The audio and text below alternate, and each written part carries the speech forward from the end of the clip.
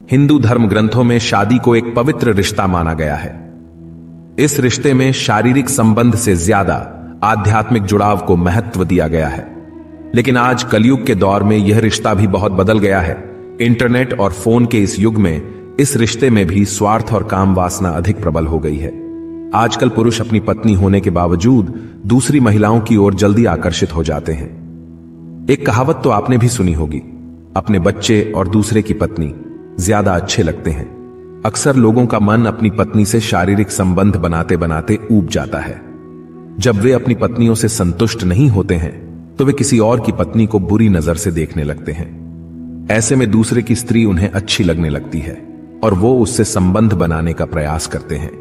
दूसरी स्त्रियों की यौन चाहत रखने वाले लोग अपनी पत्नियों से बच बचाकर या झूठ बोलकर दूसरी स्त्रियों के साथ अवैध संबंध रखते हैं। आश्चर्य तो तब होता है जब ऐसा करने में वे गर्व भी महसूस करते हैं।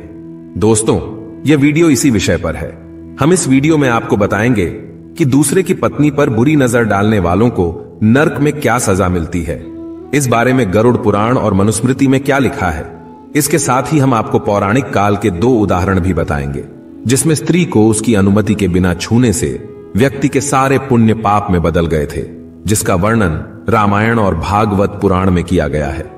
गरुड़ पुराण में पराई स्त्री को देखकर मन में बुरे विचार लाने पर नर्क में जो सजाएं दी जाती हैं उसका विस्तार से वर्णन किया गया है। इसे बॉक्स में जय श्री नारायण लिखकर परमात्मा को अपना आभार व्यक्त करें। दोस्तों, इतिहास गवाह है, रामायण के रावण से लेकर महाभारत के दुर्योधन तक, चाहे वह कितना भी ताकतवर क्यों ना हो, जो भी महिलाओं पर बुरी नजर रखेगा और उनका अपमान करेगा उसका पतन होना निश्चित है।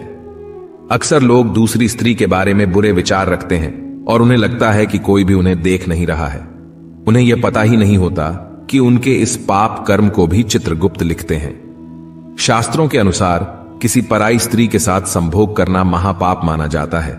जो लोग किसी स्त्री के ऊपर बुरी नजर रखते हैं या जो पराई स्त्री के साथ यौन संबंध बनाने के बारे में सोचते हैं, ऐसे मनुष्यों को जंती नामक नर्क में डाल दिया जाता है, जहां उन्हें अलग अलग तरह से भयंकर दंड दिए जाते हैं।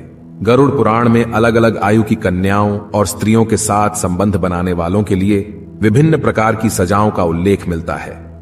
ये सजाएं इतनी भयंकर हैं कि कोई उन्हें विस्तार पूर्वक सुने तो निश्चित ही पाप कर्मों से दूरी बना लेगा।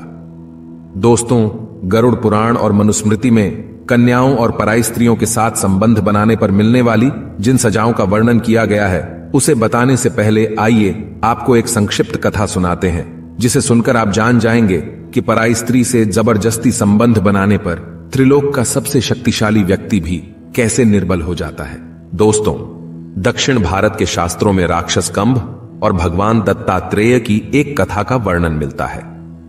इस कथा के अनुसार राक्षस कंभ की कठोर तपस्या से प्रसन्न होकर भगवान शंकर ने उसे अजेय होने का आशीर्वाद दे दिया। इस वरदान के कारण राक्षस कंभ को हराने वाला तीनों लोकों में कोई नहीं था।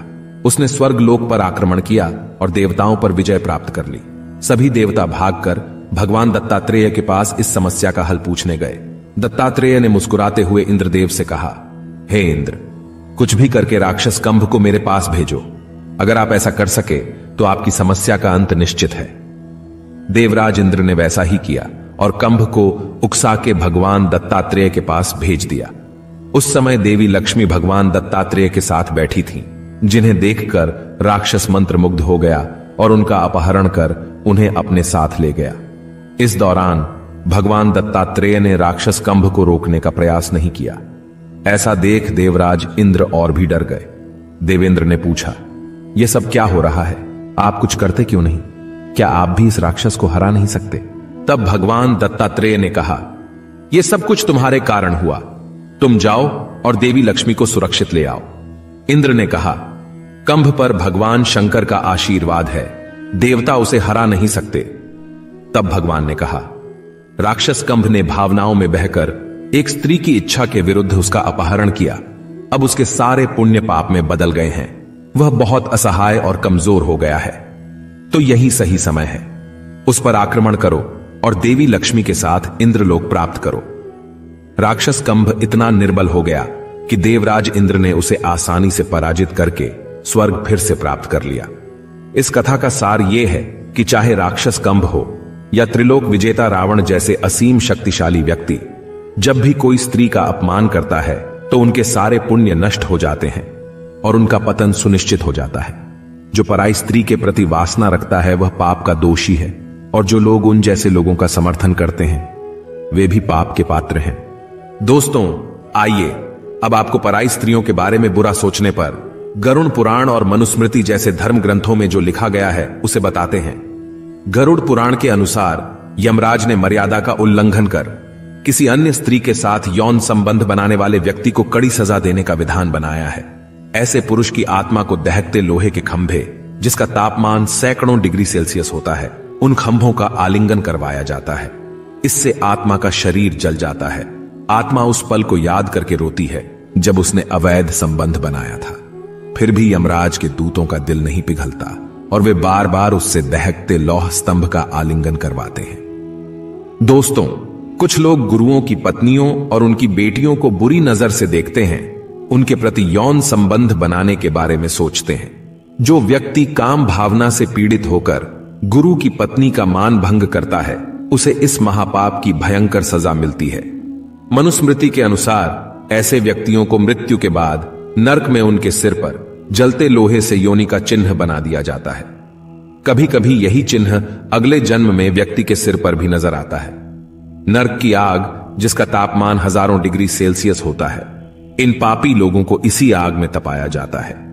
उन्हें नरक की आग में जलती हुई स्त्री की लाल मूर्ति का तब तक आलिंगन करना पड़ता है जब तक कि वह व्यक्ति आग से शुद्ध न हो जाए और उसके मन से महिलाओं के प्रति सारी बुरी भावनाएं दूर न हो जाएं। ऐसे व्यक्ति के लिए तीसरी सजा यह है कि उसे अपने गुप्तांगों को अपने हाथों से काटकर दक्षिण पश्चिम दिशा में अनंत काल तक चलना होगा, जब तक कि उसकी मृत्यु नहीं हो जाती।